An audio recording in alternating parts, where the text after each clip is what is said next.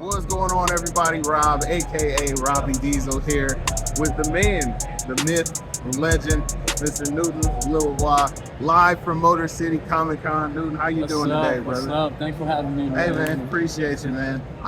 You have been on the hit list, so to speak. I've been wanting to get a one-on-one interview with you for quite a while. I wanted to talk about specifically the Kickstarter project that was funded.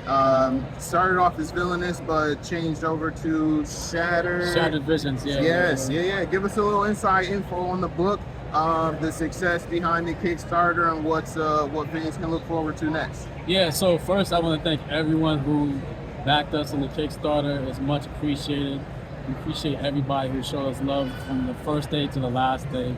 And the book itself is being sent to our house as we speak. So you guys who backed our books will get the book soon. We look forward to having it in your hands because it is one dope book. You're gonna love the artwork. You're gonna love the story.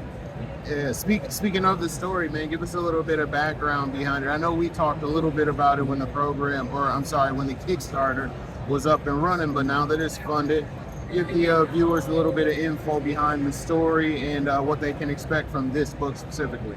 Yeah, so Shattered Visions, formerly known as Villainous, is a story about a man named Shatter who, as his name indicates, he's a broken man. So he's out to burn the world. He wants to cause chaos and mayhem.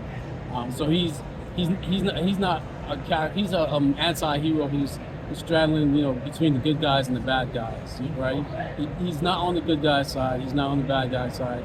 He's on his side, right? And he's doing anything and everything he can to make sure that he brings down the whole system, right? He believes like there is no, hey, we can save the system. He just wants to burn everything down and start from scratch. But along the way, he meets people and groups that kind of like changes the course of the direction of what he's trying to do. I don't want to spoil too much of it, but that's the basic idea of it. That's all you get. No spoilers around these parts. So I myself am looking forward to that, but I'm also looking forward to the next Kisha Demon Eater book. You want to give us a little info about that as well? Yeah, so Kisha Demon Eater, that's my second horror book. I didn't plan on doing Kisha Demon Eater, but when I posted a picture of her, everybody went bananas. They're like, "Yo, when's this coming out?" I didn't plan on doing anything anytime soon, but the people demanded it, so I quickly wrote a story.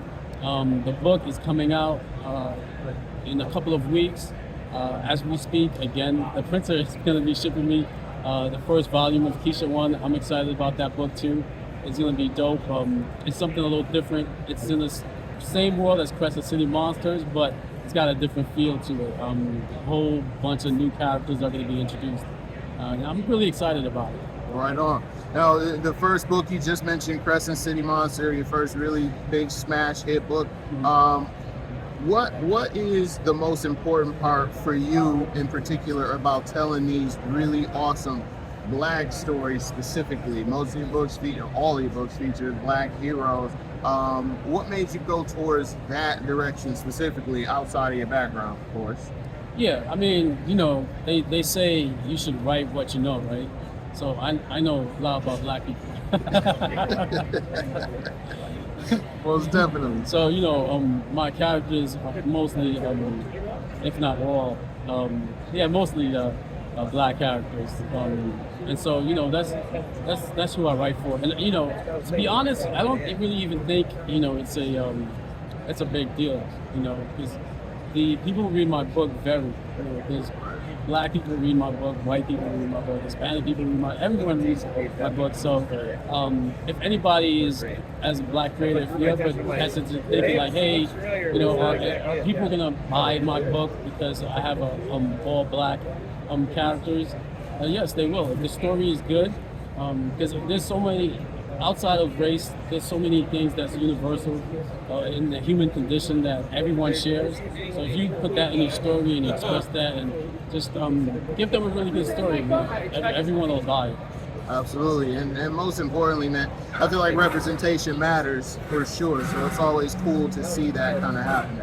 Yeah, that's another important thing too, because You know, the characters I do, I try to give them different personalities, right? You have the black characters who are both good and bad, good and evil, you know, and show a spectrum of personalities, not just two-dimensional, stereotypical characters. You know what I mean? Absolutely, absolutely. So we're here, day 3 of Motor City Comic Con. The show has been pretty decent for you. You have anything left for today that you're looking forward to? Yeah, I'm looking forward to just meeting more people, closing out strong on Sunday.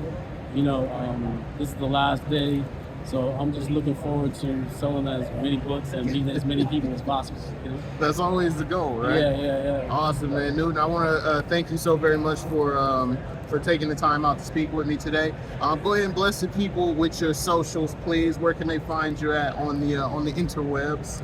Yeah, you can find me across all social media at Dream Fury Comics. That's DREAMFURY Comics. Awesome, and we'll make sure to link to that in the description down below. Make sure y'all check out the man Newton. He's got a ton of really good, solid comic books. Thanks again, man. I appreciate you. Thanks, man. We'll catch y'all next time.